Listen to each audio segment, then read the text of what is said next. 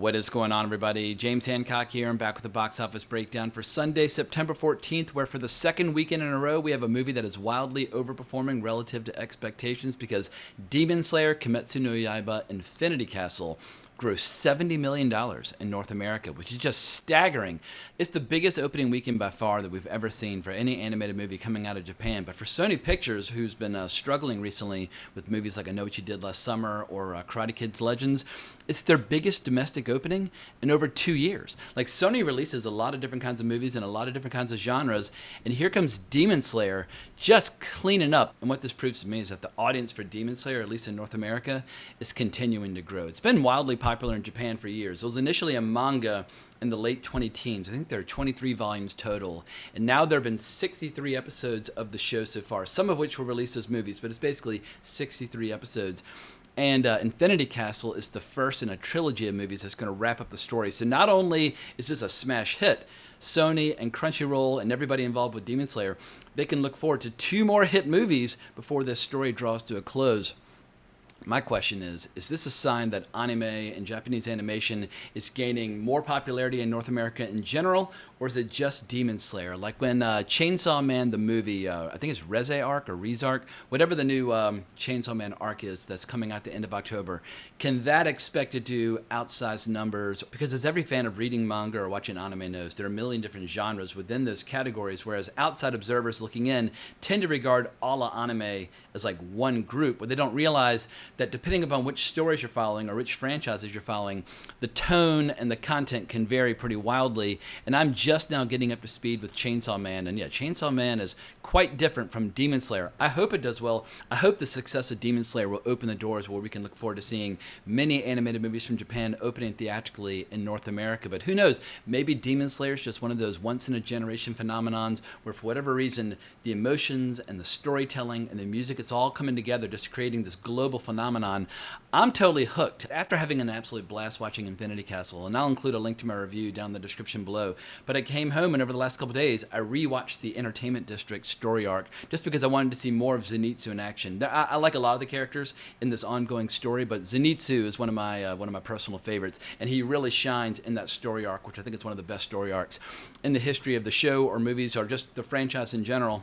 And I would argue that the Entertainment District story arc was even more satisfying the second time around. Long story short, the success of Demon Slayer, this global phenomenon, it's not a fluke. It's not a one-off. They've been building it slowly, brick by brick, over the last 10 years. First with 23 volumes of the manga, and now with all these episodes of the show, which are all available on Hulu and Netflix and Crunchyroll. I just recommend people subscribe to Crunchyroll because through Crunchyroll, you get access to this enormous library of incredible animation.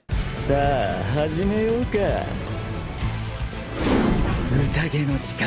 But as a fan who's been watching and enjoying Japanese animation their entire life, going back to the days of Voltron in the early 1980s, where I didn't know it was from Japan, but I was still eating up with a spoon, episode after episode, and then I lived through the late 80s, early 90s, or mid 90s craze where suddenly Japanese animation, it was still like a niche thing, but suddenly there was a rabid fan base thanks to VHS, and that's how I discovered Ghost in the Shell and Ninja Scroll and Akira and Vampire Hunter D and Golgo 13 The Professional and Wicked City and all those classics and all those masterpieces. And that's still my favorite period of Japanese animation just because that's when I was a teenager and I was getting into all this stuff. But it's wild seeing Japanese animation now in the 2020s starting to trade body blows and compete successfully with major franchises, whether that's Star Wars or Marvel or Alien or Lord of the Rings or whatever the case might be. Demon Slayer is the first big franchise where I felt like, whoa. All right, now these are real numbers. These are serious numbers, but there are going to be a lot of people asking, like, what is the next big surprise runaway success story that's just waiting to happen? And it's a shame that Attack on Titan has already finished its run. I feel like if Attack on Titan were to get rolled out now, it would be even more popular than it was the first time around.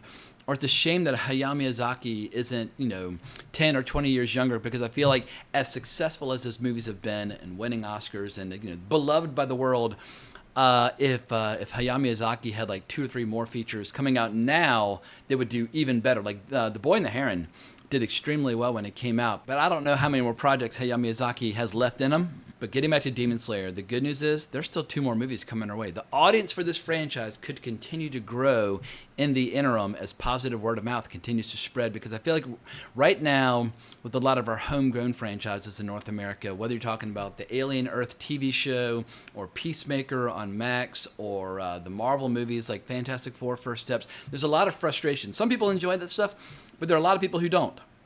And I feel like there are a lot of American audience members who are looking for something different, something fresh, something original, where they've seen 38 movies by Marvel. They've seen all these franchises over and over and over again. Like, you know what, I'm kind of tired of that shit. Like, what do you got that's new?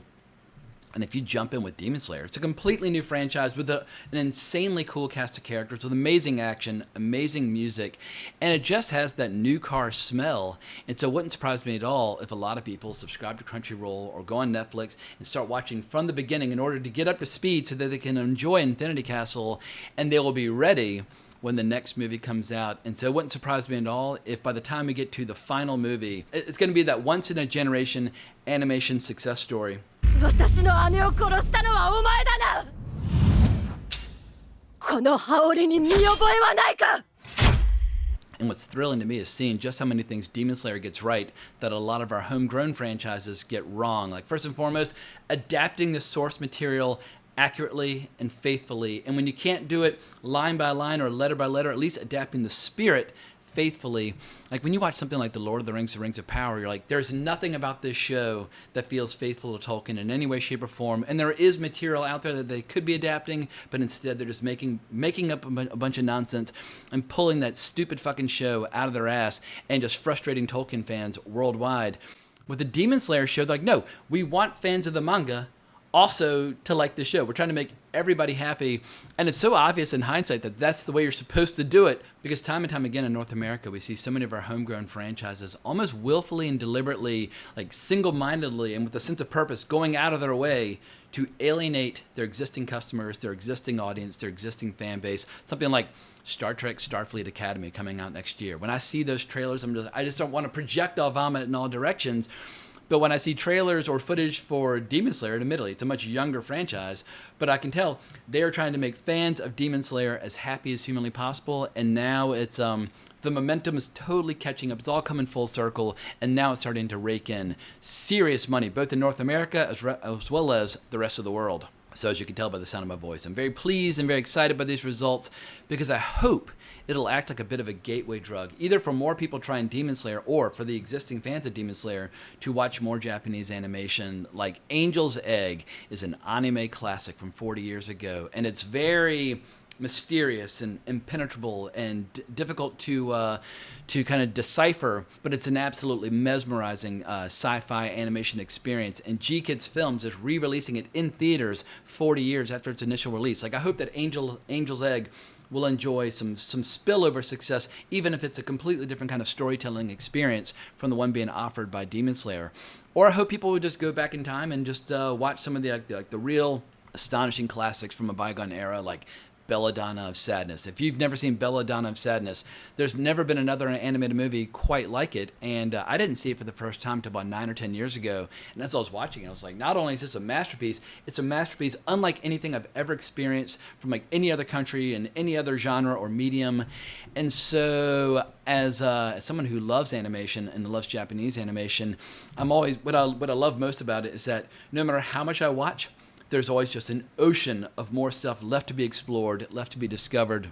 But if you're an existing anime fan and you want to see the popularity of anime continue to grow, I think it's important to remember that you need to be patient when discussing this stuff with some people who remain unconverted. Like a perfect example would be over the weekend, I was discussing the huge opening weekend of Demon Slayer in a family thread.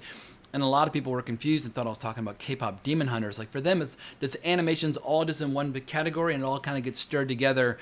And you have to speak slowly and clearly and try to invite people into the conversation, because not only is anime sometimes a tough sell for the unconverted, adult animation can be a tough sell as well. And I think a lot of times people forget that animation is not a genre. It's a medium, and it's a medium through which you can tell different kinds of stories. Like Hayao Miyazaki, when he made The Wind Rises back in 2012 or 2013, he was using animation as a medium to tell a story about World War II, about a guy who designs airplanes, very few of which were coming back from their missions. And it's an incredibly moving, powerful drama for adults. But a lot of people just look at the poster or they see the trailer and they immediately just kind of dismiss it. Oh, this is animation. It must be for children. And for people who make animation, and I've got some experience as a producer of animation, I've done 4 shorts and 2 features. It can be frustrating when you see people confusing like Hayao Miyazaki or lumping them in with something like Paw Patrol. You're like, no, these are different kinds of experiences for different types of temperaments and sensibilities and that sort of thing. But I think rather than getting angry or mad or frustrated, it's always important just to be patient and try to invite people into enjoying certain shows and enjoying certain movies. And I think if you're frustrated by a lot of fantasy and science fiction that's made in America, and you just want like a really kick-ass experience, a tale of high adventure, pitting the powers of good against the powers of evil, Demon Slayer is a fantastic gateway drug for the unconverted. But maybe at this point I've shamelessly vomited praise on this franchise enough. It was not the only new release this weekend. It was actually a very crowded weekend of new releases because we had Downton Abbey, the grand finale, we had The Long Walk, we had Spinal Tap 2. What else was new in the theater this past weekend? And I love it when there's a lot of variety in a particular weekend where, depending upon your tastes and preferences, everybody's got an option. Yeah, so we had, in terms of new releases, yes, Spinal Tap 2, The Long Walk, Downton Abbey, but also we had the second weekend of The Conjuring Last Rites. And The Conjuring Last Rites, while it had a big drop-off in North America, it doesn't really matter because it started so strong. It's now up to well over 300 million. I think it's at 333 million worldwide. And that movie only cost $55 million to make. Downton Abbey, the grand finale, I think it opened a little softer than projections. It opened at 18 million. A lot of people predicted around 20, but obviously Downton Abbey had many seasons of TV, and now they've had a couple movies. I think those fans are feeling very well fed, very well satisfied. Perhaps the only commercial disappointment or unexpected kind of miss was The Long Walk. What, walk me a while? Yeah, I do, Pete. Although, while I really enjoyed The Long Walk, I didn't like the ending and I didn't like some of the changes to the book. But as I admitted in my review, which I'll also include down in the description below, the movie's so grim and so relentless and so merciless, I worried that it might struggle commercially, even if I think the people who like The Long Walk are going to feel like it was made just for them, and they're going to love the characters and they're going to love the intensity. And I think most fans of the book will be pleased, even if they're a little irritated by some of the changes. But The Long Walk is it's offering a very potent style of storytelling that is definitely not for everybody.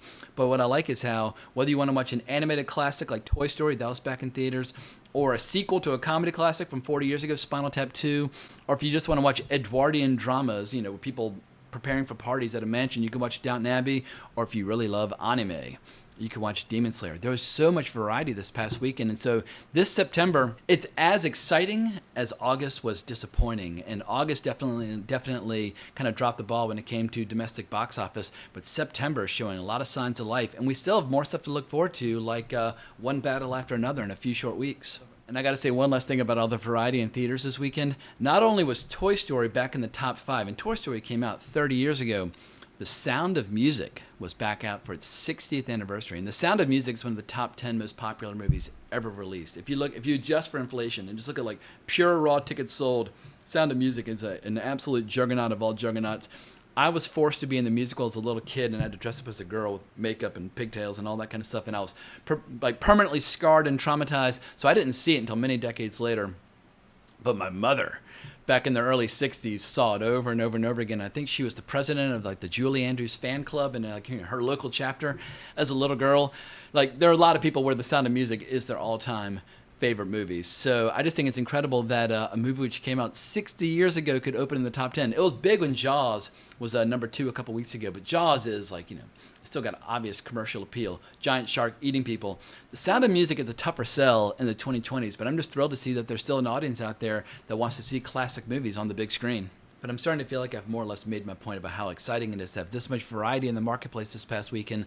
Let's head over to Variety and hear what the experts have to say with Brent Lang's article titled Box Office: Demon Slayer Infinity Castle debuts to massive 70 million, smashing opening weekend records for anime.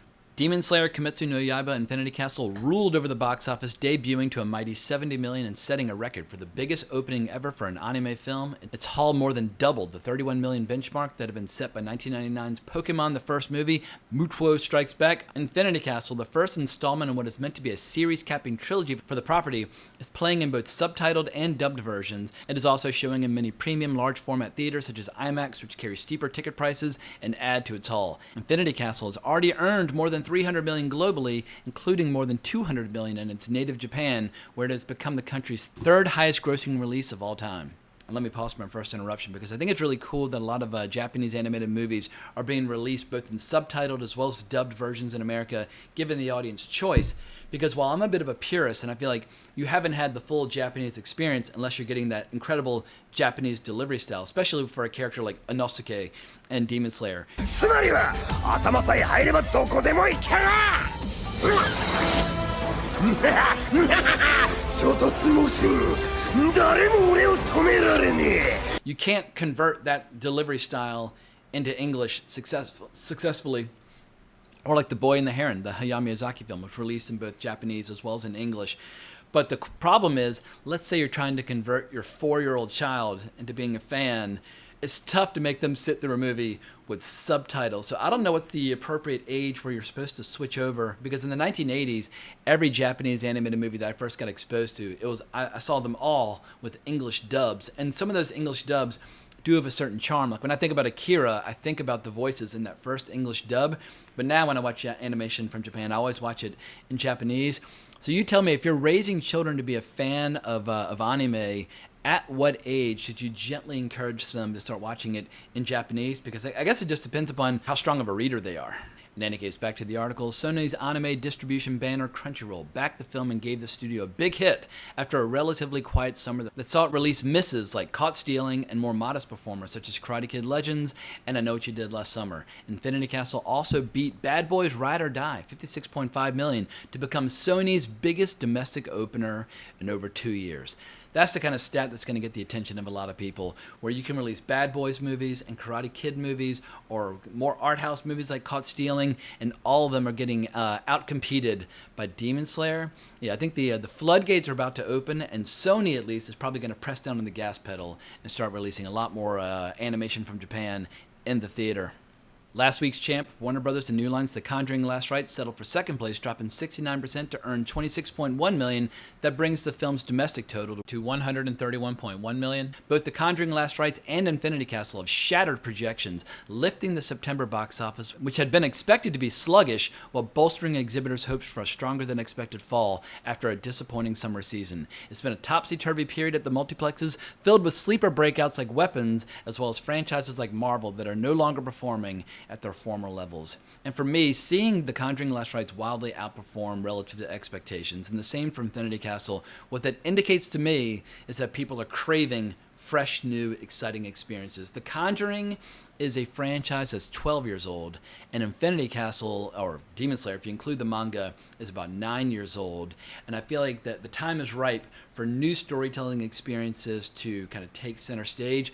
There are a lot of franchises out there, which I love and adore, or at least love and adored them at one time, that are 40, 50, in some cases 60 years old. And it just blows my mind that Hollywood would try to keep them going. Like, back in the 1980s, I was not watching movie franchises that started in the 1920s. Like, I love silent movies from the 1920s now as an adult, but it's not like Charlie Chaplin launched a franchise with the Gold Rush in the 1920s, and they tried to keep it going until the 1980s. At a certain point, it's okay to let things go. And I get it when a filmmaker like Guillermo del Toro wants to do a fresh adaptation of Frankenstein, a novel which came out 200 years ago. But it's not like they've tried to keep Frankenstein going as a franchise for 200 years. At a certain point, you just wrap things up and you let storytellers create new storytelling experiences. And I see, it seems like the box office right now is just reflecting an appetite for a lot of cool new stuff. But back to the article, Infinity Castle follows in the footsteps of Netflix's K-pop Demon Hunters, which became the streamer's most popular film ever and topped the box office when a sing-along version was released in theaters last month. Let me pause to push back on that comment because I think it's yet another example of people lumping all of animation into one category, because K-pop Demon Hunters was created by Maggie Kang and Chris Applehans. Maggie Kang was born in South Korea, but she lives in Canada. And Chris Applehans, he's American. It's like a love song to what they love about Korean culture, but ultimately that's a Western movie that's kind of tipping its hat to a lot of Eastern culture. Demon Slayer is totally homegrown from Japan. So once again, whether you're talking about different countries or different styles of animation, I feel like there are a lot of people within Hollywood who just don't quite understand even what these phenomena are as they're unfolding. And I just think it's important to remember, to keep in mind, what is the country of origin, where are these filmmakers from. But back to the article. Put demon in your title and you're good to go, says Paul Dagarbedian, an analyst at Comscore. Animated films just lend themselves visually to the big screen experience, and it's a genre that is truly global.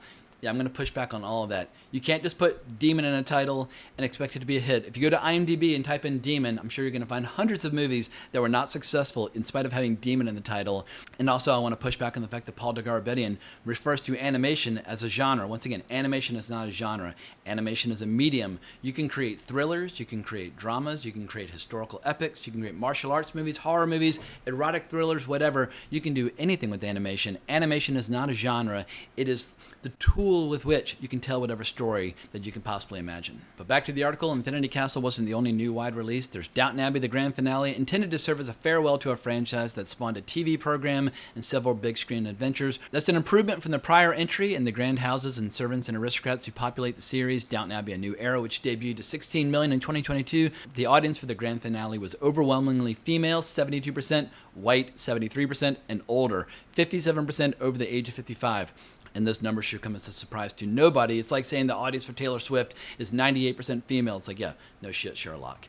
But I think one thing to keep in mind is that people in their 60s and 70s, they have two things more often than not.